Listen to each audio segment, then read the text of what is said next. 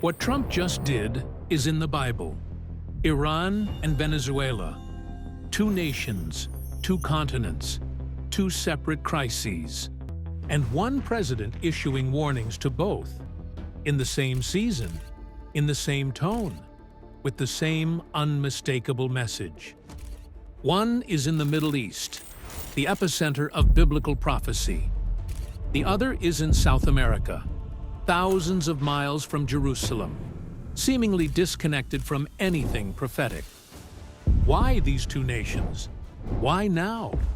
Why at the same time? What if this isn't about politics at all? What if this is about positioning? Let's start with Iran.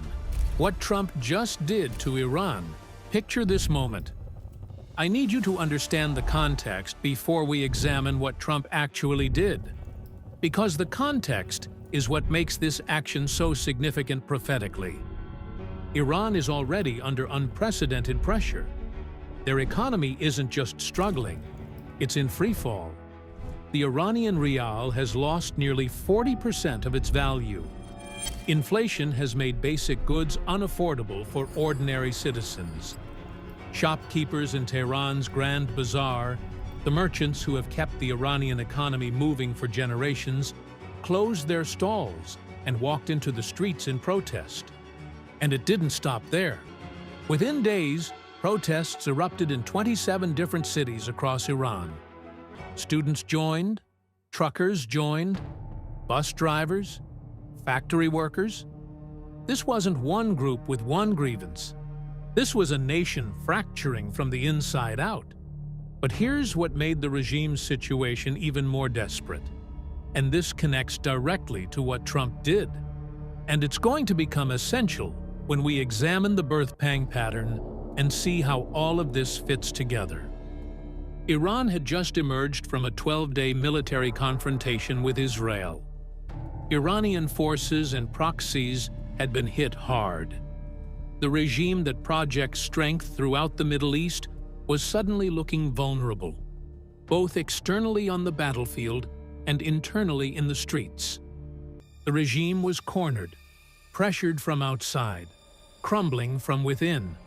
And that's when President Trump issued a warning that sent shockwaves around the world.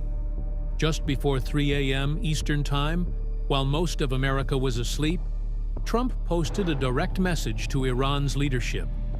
And the language was unlike anything we typically see in diplomatic communications. If Iran shoots and violently kills peaceful protesters, the United States of America will come to their rescue. We are locked and loaded and ready to go. Locked and loaded. I need you to understand what those words mean, because this is going to become absolutely crucial when we examine the prophetic significance of this moment, and it connects directly to what we'll see Trump do to Venezuela. This isn't diplomatic language. Diplomats don't say locked and loaded. State Department officials don't threaten military intervention over Twitter in the middle of the night. Carefully worded policy statements leave room for interpretation, for negotiation, for face-saving retreats. But locked and loaded leaves no room. It's military language. It means weapons are ready, forces are positioned, the trigger is prepared to be pulled. And Trump directed this language at the nation explicitly named in Ezekiel's end times prophecy. But here's what makes this even more significant. And this connects to what we just examined about Iran's biblical identity, and it's going to become even more important when we examine the birth pang patterns.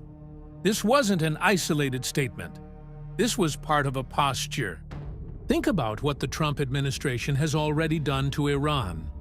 They withdrew from the Iran nuclear deal. They reimposed crippling sanctions. Iran didn't back down. Iran's Secretary of the National Security Council fired back with a counter-threat that raised the temperature even higher.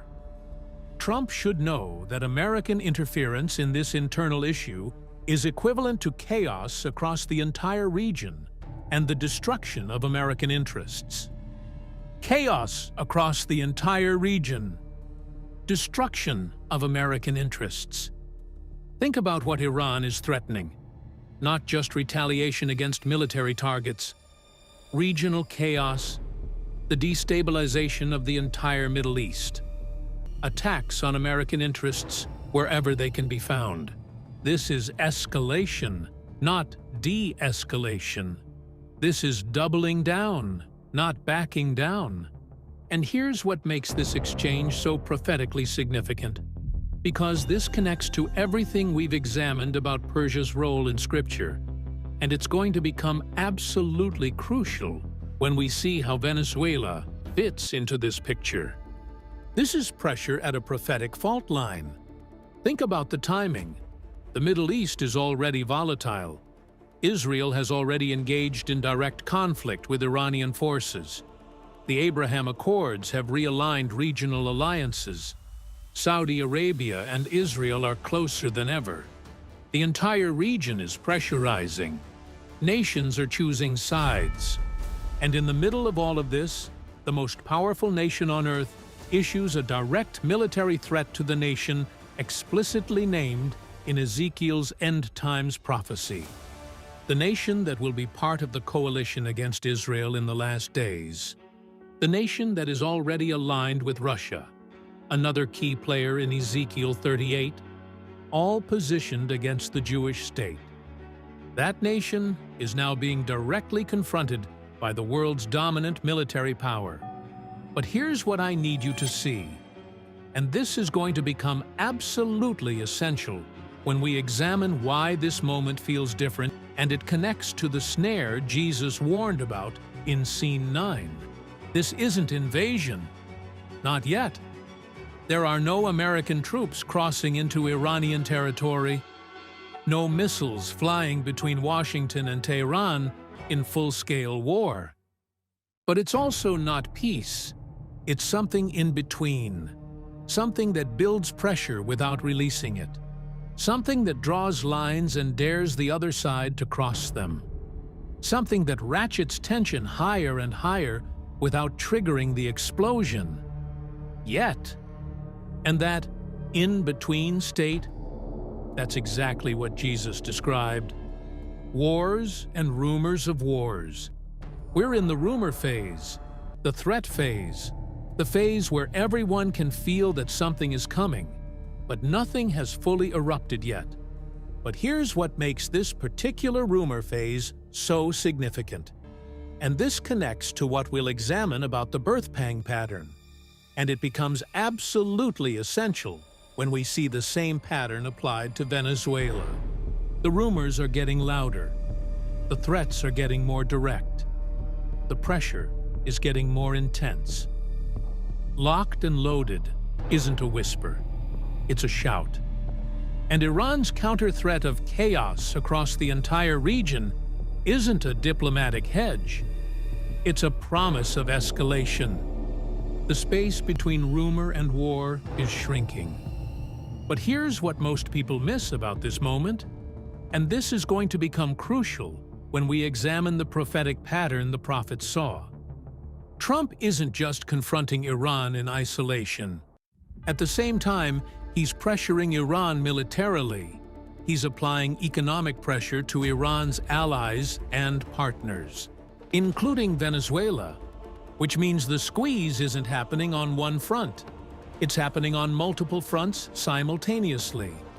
But before we can understand Venezuela's role, we need to establish the biblical framework that makes sense of all of this. Because what we're seeing isn't random confrontation. It fits a pattern Jesus described 2,000 years ago. And that pattern is going to become absolutely essential for understanding everything that follows. Here's something most people don't realize. Iran isn't just a modern nation with modern conflicts. Iran has a biblical identity that stretches back thousands of years. And that identity has never left Scripture. The nation we call Iran today was known in the ancient world as Persia. And Persia appears throughout the Bible, not as a minor footnote, but as a major player in God's prophetic narrative. In the book of Daniel, Persia is the empire that conquers Babylon. The handwriting on the wall that Daniel interprets? It announces the transfer of power to the Medes and Persians. Daniel himself serves in the Persian government under Cyrus and Darius. But here's what makes Persia's biblical role so significant. And this connects directly to what we'll examine about Iran's position in end times prophecy. Persia is explicitly named in Ezekiel 38. Ezekiel 38:5 lists the nations that will come against Israel in the last days as part of a massive coalition led by Gog from the land of Magog, and right there, in black and white, is Persia. This isn't speculation. This isn't symbolic interpretation. Persia is named, by name, as part of the end times coalition that moves against Israel. But here's what I need you to understand, and this is going to become essential when we examine the birth pang framework in Scene 3, and it explains why the timing of current events matters so much. Ezekiel 38 hasn't been fulfilled yet.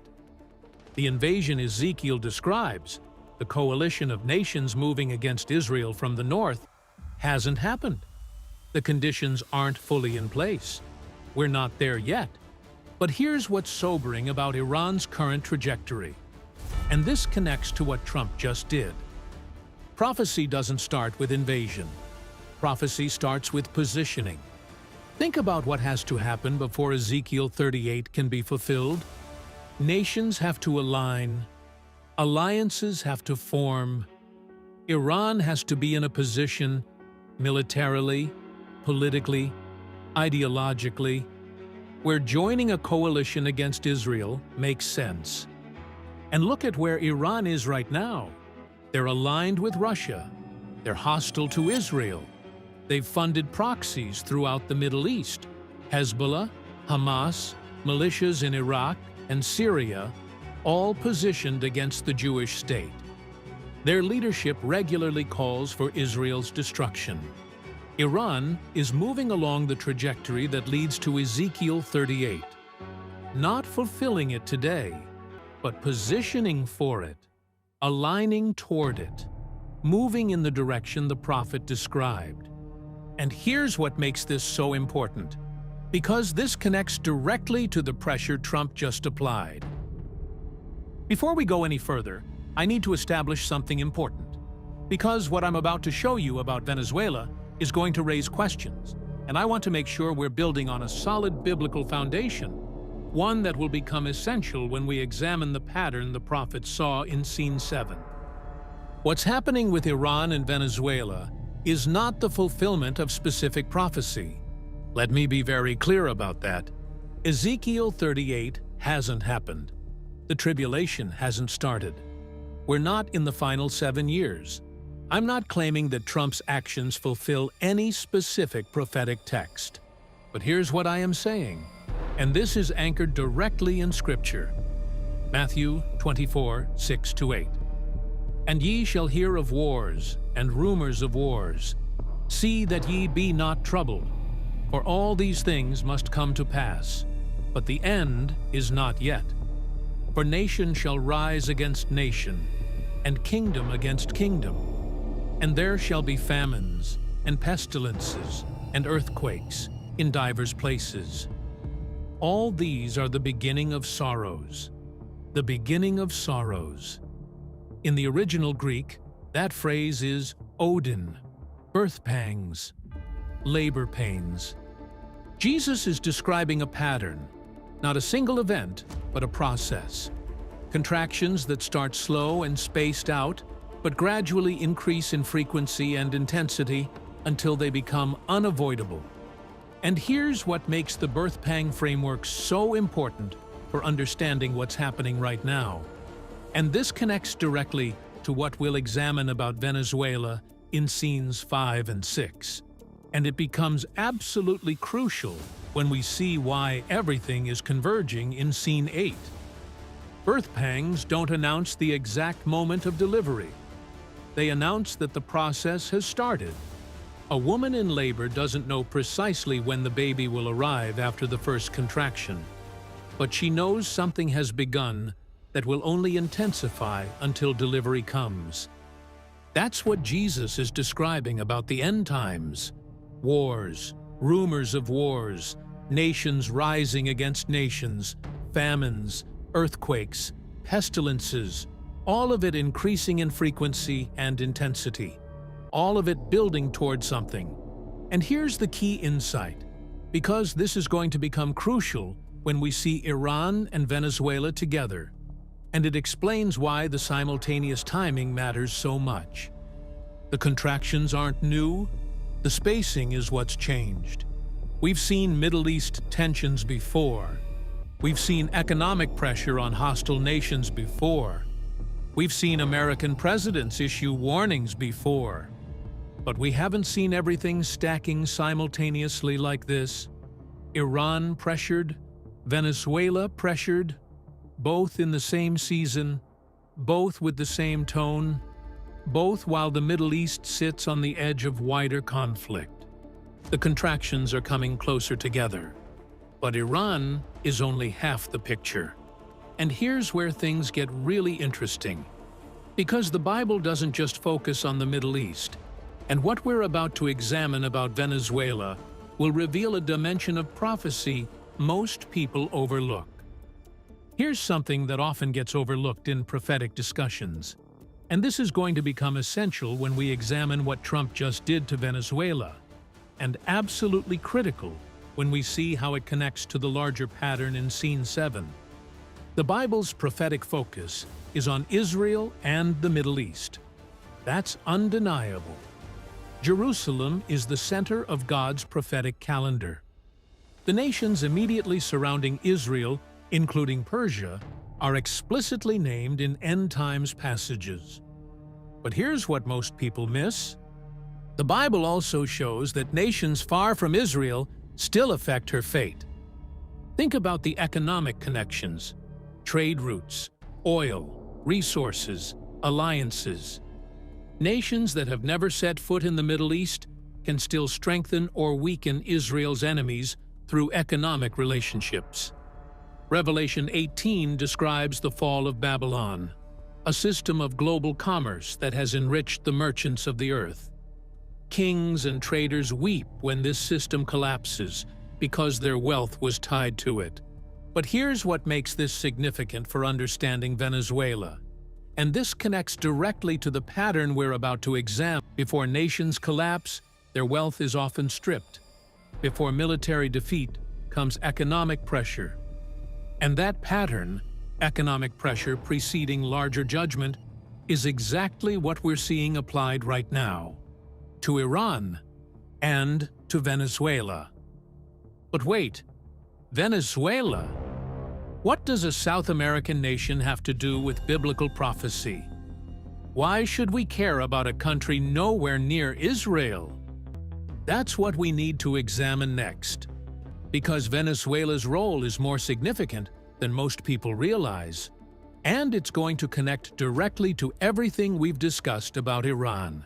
Scene 5. Venezuela, the oil gatekeeper in the Western Hemisphere. Here's why Venezuela matters, and this is going to become absolutely crucial when we see what Trump just did in Scene 6, and essential for understanding the pattern the prophets saw in Scene 7. Venezuela sits on one of the largest proven oil reserves in the entire world. Some estimates put it as the largest. More oil than Saudi Arabia, more than Iran, more than Russia. In a world that still runs on oil, that makes Venezuela enormously strategic. But here's what makes Venezuela's position so significant prophetically.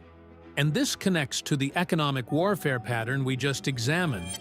And it's going to become even more important when we see why this is happening now. The Venezuelan regime has cultivated relationships with Iran. Yes, the same Iran we just discussed. The same Persia named in Ezekiel 38. But here's what's truly significant. And this is going to become essential when we see what Trump just did. and it connects directly to the Revelation 18 themes we examined earlier. Venezuela represents economic leverage in the Western Hemisphere for nations hostile to Israel and her allies. Think about what that means. A nation thousands of miles from Jerusalem, with no direct military threat to Israel, can still strengthen the economic position of Israel's enemies. Oil money flowing to Iran, sanctions relief through back channels, economic partnerships that undermine Western pressure. The biblical principle holds: nations far from Israel still affect her fate. Just as Trump issued warnings to Iran, he's applied pressure to Venezuela.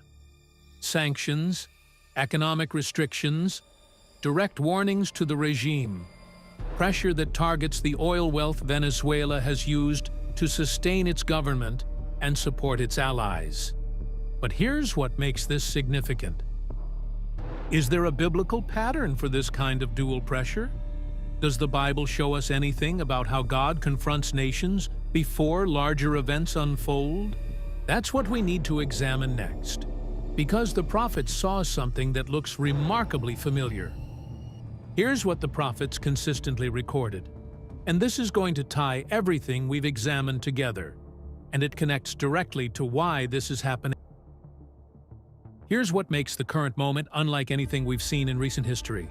And this connects everything we've examined about Iran and Venezuela to the larger prophetic picture. And it's going to become essential when we examine Jesus' warning about the snare in the next scene. The convergence is unprecedented. Think about what's happening simultaneously. Israel is at the center of global attention. Events are compressing. Decisions are stacking. The space between contractions is shrinking. In the past, these crises might have happened sequentially, one resolved before the next emerged. But now, they're happening simultaneously. Here's something that most people have completely missed about what's happening in the Middle East. And this is going to connect directly to the pressure on Iran and Venezuela. And it becomes absolutely essential for understanding why this moment feels different from anything in modern history. While Trump pressures Iran with military threats and Venezuela with economic sanctions, something else is happening in the Middle East that's reshaping the entire region: the Abraham Accords. And what's really happening with these peace agreements is far more significant than the headlines suggest. Let me show you what I mean, because once you see the pattern, you'll understand why the pressure on Iran isn't happening in isolation. It's happening as part of a larger realignment that the prophets described thousands of years ago.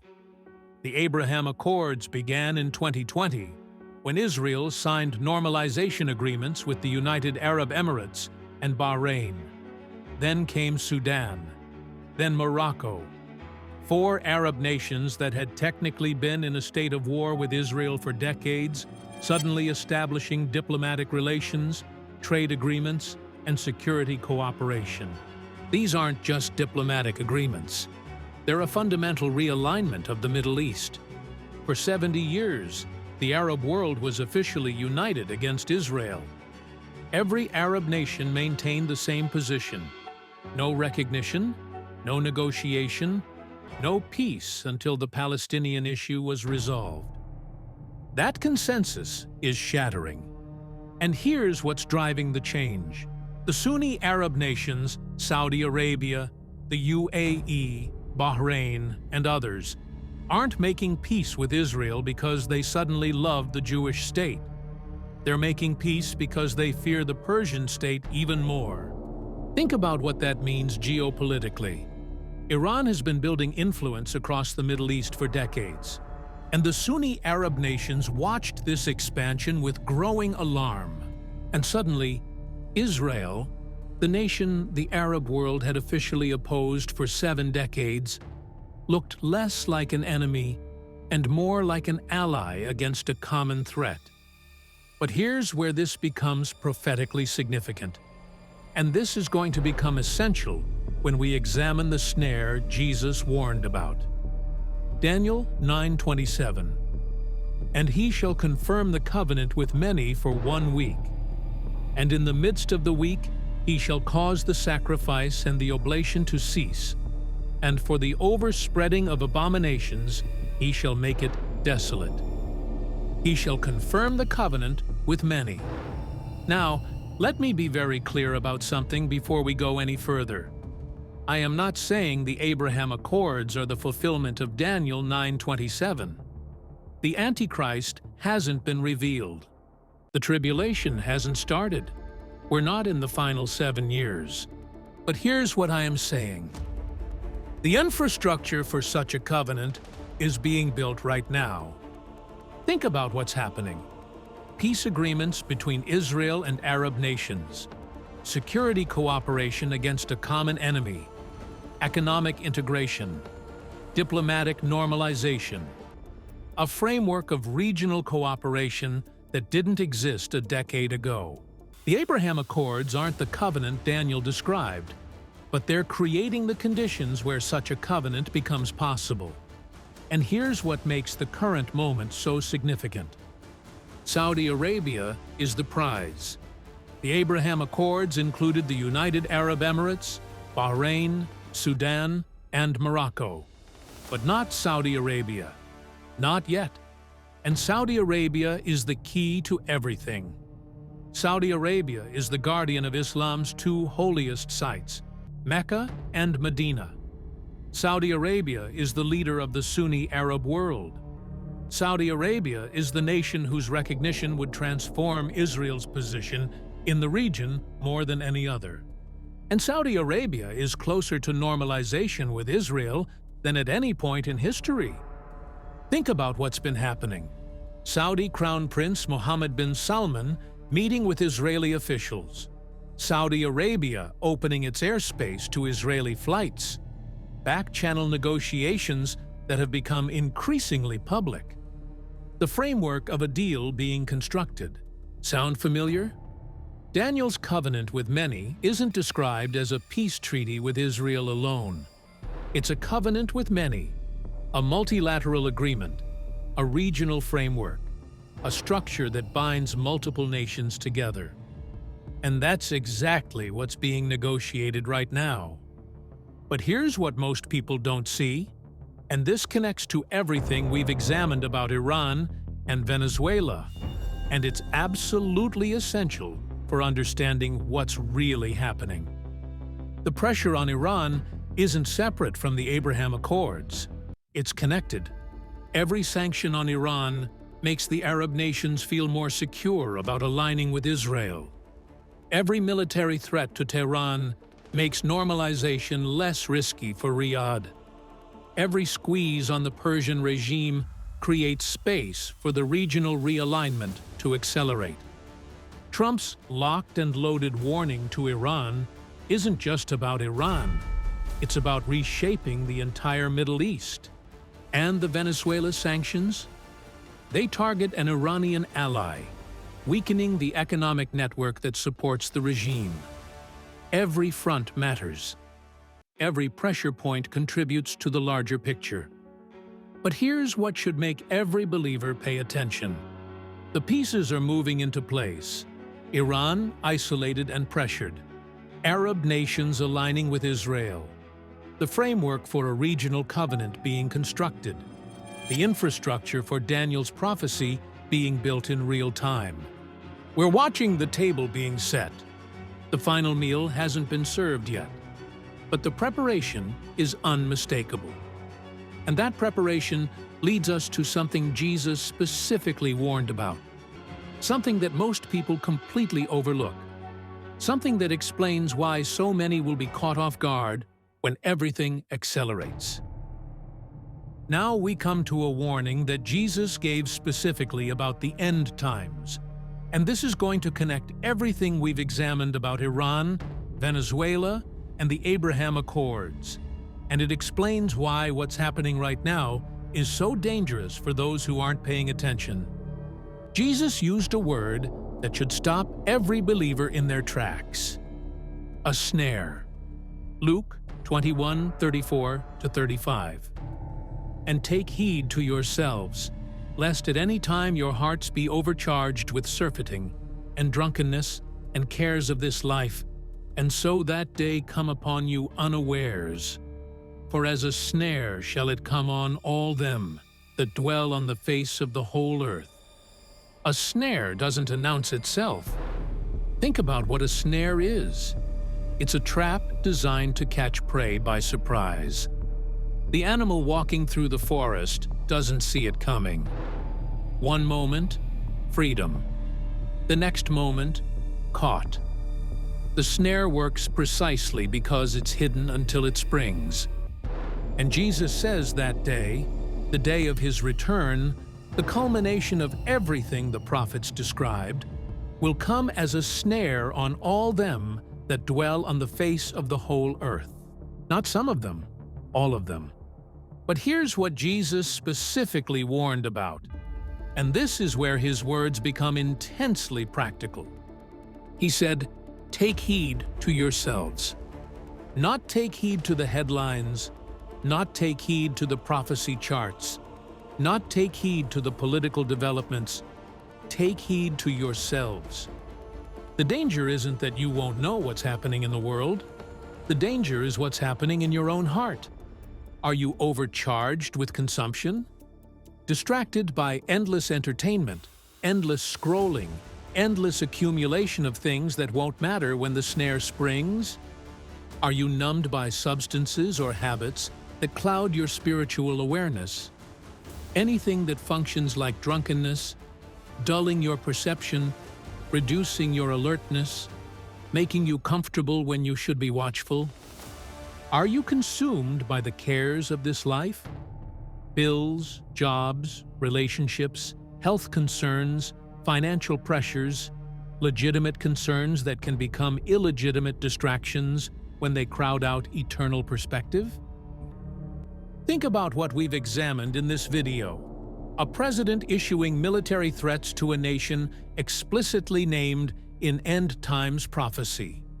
Economic pressure applied simultaneously to multiple hostile regimes. The Middle East realigning in ways that create infrastructure for the covenant Daniel described.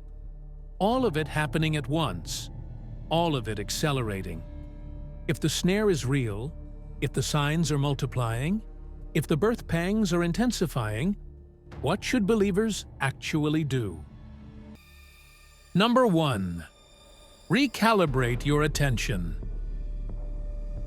Here's the reality most believers need to face, and this connects directly to the snare Jesus warned about. Your attention is the most contested resource you possess. Think about what competes for your awareness every single day. Social media algorithms designed to keep you scrolling. Entertainment platforms optimized for engagement. News cycles that generate outrage for clicks. Advertising that creates artificial needs. 1,000 voices screaming for your focus. And in the middle of all that noise, the still small voice of the Spirit trying to direct your attention to what actually matters. The snare catches those whose hearts are overcharged with distraction. The antidote is intentional recalibration. What if you spent as much time in Scripture as you spend on social media? What if you prayed as often as you checked your phone? What if you thought about eternity as frequently as you thought about your weekend plans? I'm not saying delete all your apps and move to a monastery. I'm saying examine where your attention goes. Because where your attention goes, your heart follows.